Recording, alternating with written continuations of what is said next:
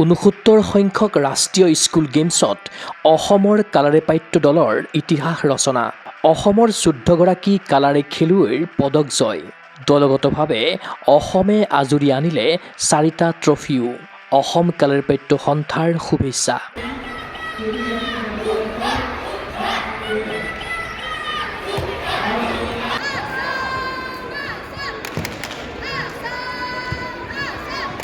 দিল্লীৰ মাটিত ইতিহাস ৰচিলে অসমৰ কালাৰীপাট্য স্কুল দলে।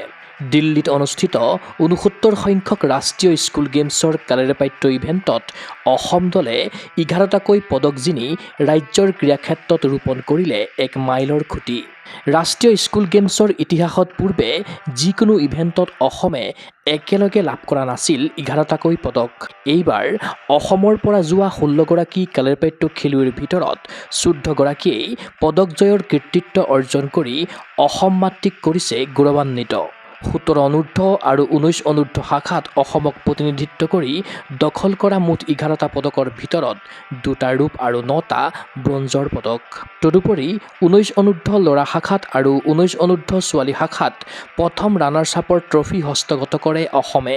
আনহাতে ১৭ অনূৰ্ধ্ব ল'ৰাৰ শাখাত আৰু ১৭ অনূৰ্ধ্ব ছোৱালী শাখাত অসমে অৰ্জন কৰে দ্বিতীয় ৰানাৰ্ছ আপৰ সন্মান। সেই দিশৰ পৰা ১১টা পদকৰ উপৰি অসম দলে দলগতভাৱে লাভ কৰে আন ৪টাকৈ ট্ৰফি।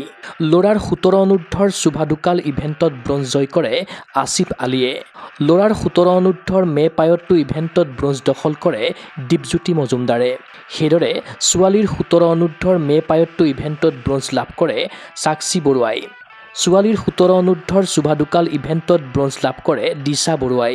ছোৱালীৰ ১৭ অনূৰ্ধ্বৰ লং ষ্টাফ ফাইট ইভেণ্টত ব্ৰঞ্জ লাভ কৰে তাছিয়া চৰকাৰ আৰু স্মিতা ঘোষৰ যুটীয়ে।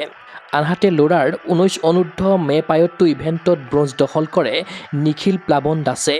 ল'ৰাৰ ১৯ অনূৰ্ধ্বৰ চুভাডুকাল ইভেণ্টত ৰূপ লাভ কৰে ৰাজীৱ দেৱনাথে। ল'ৰাৰ ১৯ অনূৰ্ধ্বৰ লং ষ্টাফ ফাইটত ব্ৰঞ্জ লাভ কৰে ভৈৰৱ ৰিংকু বৰা আৰু উজ্জ্বল কুমাৰ দাসৰ যুটীয়ে। সেইদৰে ১৯ অনূৰ্ধ্ব ছোৱালীৰ মে পায়ত্টো ইভেণ্টত ব্ৰঞ্জ অৰ্জন কৰে পল্লৱী মাঝিয়ে। ১৯ অনূৰ্ধ্ব ছোৱালীৰ চুভাডুকাল ইভেণ্টত ৰূপ জিনে সমীক্ষা বেগমে। ছোৱালীৰ ১৯ অনূৰ্ধ্বৰ লং ষ্টাফ ফাইটত ব্ৰঞ্জ লাভ কৰে তনভি এন ৰাজকুমাৰী আৰু জিজ্ঞাসা আমফিৰ যুটীয়ে। ইফালে অসমৰ ল'ৰা দলৰ মেনেজাৰ হিচাপে পাপু খান থকাৰ বিপৰীতে প্ৰশিক্ষকৰ ভূমিকা পালন কৰিলে ৰামজয় দাসে। আনহাতে অসমৰ ছোৱালী দলৰ মেনেজাৰ শিৱাশিষ ৰাজকুমাৰ থকাৰ বিপৰীতে প্ৰশিক্ষকৰ দায়িত্ব পালন কৰে উৰ্বশী স্বৰ্গীয়াৰীয়ে। উল্লেখ্য যে এই প্ৰতিযোগিতাৰ পৰাই সমাগত খেলো ইণ্ডিয়া ইউথ গেমছৰ বাবে কৰা হ'ব খেলুৱৈ বাছনি। ইতিহাস ৰচনা কৰা অসম কালাৰীপাট্য দলক শুভেচ্ছা জ্ঞাপন কৰিছে অসম কালাৰীপাট্য সন্থাৰ সম্পাদক পাপু খানে। ক্ৰীড়া অনুৰাগীৰ আশা অসমৰ কালাৰীপাট্য খেলুৱৈৰ এই বিজয়মুখী যাত্ৰা হওক অপ্ৰতিৰোধ্য। সমাগত খেলো ইণ্ডিয়া ইউথ গেমছলৈ বাছনি লাভ কৰক অসমৰ অভিলেখ সংখ্যক কালাৰী খেলুৱৈ। নিউজ ডেস্ক ৰিপৰ্ট গগো স্পৰ্টছ এনি। অসম তথা উত্তৰ পূবৰ কাৰাটে ক্ষেত্ৰৰ বাবে সুখবৰ। গুৱাহাটীৰ ভেটাপাৰা চাৰিআলিত মুকলি হ'ল কাৰাটে ক্ৰীড়াৰ বিশেষ বিপণী তৃষ্ণা স্পৰ্টছ। কিয়ৰ দ্বাৰা এপ্ৰুভ বিভিন্ন ব্ৰেণ্ডৰ কাৰাটেৰ সামগ্ৰী, কাৰাটেৰ সাজ পোছাক এই বিপণীত উপলব্ধ। খুচুৰা আৰু পাইকাৰী মূল্যত ক্ৰয় কৰিব পাৰিব আপোনাৰ প্ৰয়োজনীয় আৰু মন পচন্দৰ সকলো সামগ্ৰী। কিয় approve model gloves, kicking pad, kit bag, standing kick bag, leg guard, head guard, chest guard, groin guard, rubber puzzle mat, belt ইত্যাদি উন্নতমানৰ কাৰাটেৰ সামগ্ৰী ক্ৰয়ৰ বাবে আহক তৃষ্ণা স্পৰ্টছলৈ। ঠিকনা তৃষ্ণা স্পৰ্টছ, ভেটাপাৰা চাৰিআলি, SB complex, BR road, Guwahati ২৮।